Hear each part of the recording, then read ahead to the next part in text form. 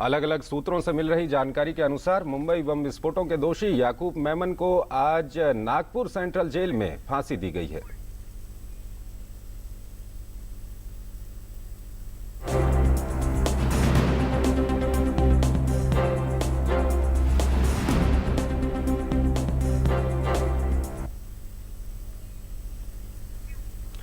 तो याकूब मेमन को फांसी दे दी गई है, लेकिन आधिकारिक पुष्टि की प्रतीक्षा की जा रही है। इससे पहले उच्चतम न्यायालय ने मौत के वारंट पर रोक लगाने के लिए उसके वकीलों की ओर से दायर की गई याचिका खारिज कर दी थी। 3 न्यायाधीशों वाली पीठ के अध्यक्ष दीपक मिश्रा ने एक आदेश में कहा कि मौत के वारंट पर रोक लगाना न्याय का मजाक होगा, इसलिए याचिका खारिज की जाती है।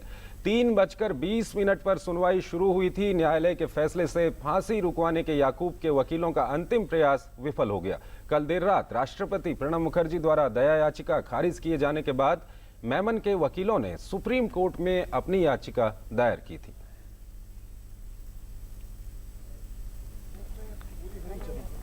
उनका जो एक आर्गुमेंट था उसमें यह था कि कोर्ट के उसके होने के बाद में, ऑर्डर होने के बाद में, मर्सी पिटीशन रिजेक्ट होने के बाद में 14 दिन का पीरियड होना चाहिए, जो शत्रुघ्न चौहान का जजमेंट है 2014 का, उसके हिसाब से। और वो 14 डेज पीरियड जो है वो एक तो उसको अपने रिलेटिव से मिलने के लिए, peace with the his God, and also for filing A case before the supreme court, challenging the mercy petition.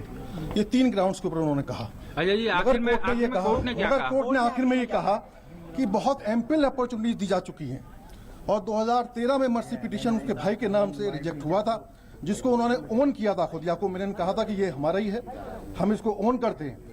और उसके बाद रिव्यू पिटीशन फाइल हुआ, क्यूरेटिव पिटीशन फाइल हुआ, और उसमें जबकि ये रिक्वायरमेंट है, डायरेक्शन है कोर्ट की कि आधे घंटे से ज्यादा नहीं सुना जाएगा, 10 घंटे तक सुनाया गया। Conferred in the earlier judgment of the Supreme Court.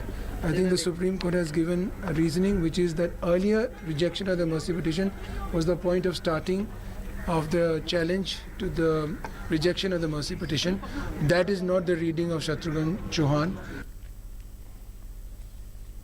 और हम आपको बता दें कि रात भर सुनवाई चली है। रात को चीफ जस्टिस ऑफ इंडिया के घर के बाहर कुछ वरिष्ठ वकील पहुंच गए थे। उसके बाद चीफ जस्टिस ऑफ इंडिया ने रात को 3 जजों की बेंच बनाई और उन्होंने वहां पर सुनवाई की। हमारे संवाददाता विकास सारथी रात भर इस घटनाक्रम को देख रहे थे, उनसे अभी हम जानेंगे। विकास, सबसे पहले आपसे यही जानना चाहते हैं कि रात को जब कल शाम में सब कुछ हो गया था, राष्ट्रपति की ओर से दया याचिका खारिज कर दी गई थी, तो रात को क्या कुछ हुआ था और किस तरह से ये सब कुछ चला, विस्तार से बताइए। बिल्कुल, जैसा आनंद ग्रोवर अभी बोल रहे थे, यही बात कही गई थी कि क्योंकि अब राष्ट्रपति ने दया याचिका खारिज कर दी है, ऐसे में शत्रुघ्न चौहान के फैसले में जो एक बात कही गई है कि 14 दिनों का वक्त मिलना चाहिए मर्सी पिटीशन डिसमिस होने के बाद, इसी दलील को लेकर के वकीलों का एक समूह पहुंचा, मुख्य न्यायाधीश से मांग की कि एक अर्जेंट हियरिंग दी जाए, एक आपात सुनवाई की जानी चाहिए इस पर देर रात फिर सीजीआई ने अपने रजिस्ट्रार्स को बुलाया और इस बात की, उस याचिका पर सुनवाई के लिए सारे इंतजाम करने के लिए कहा कि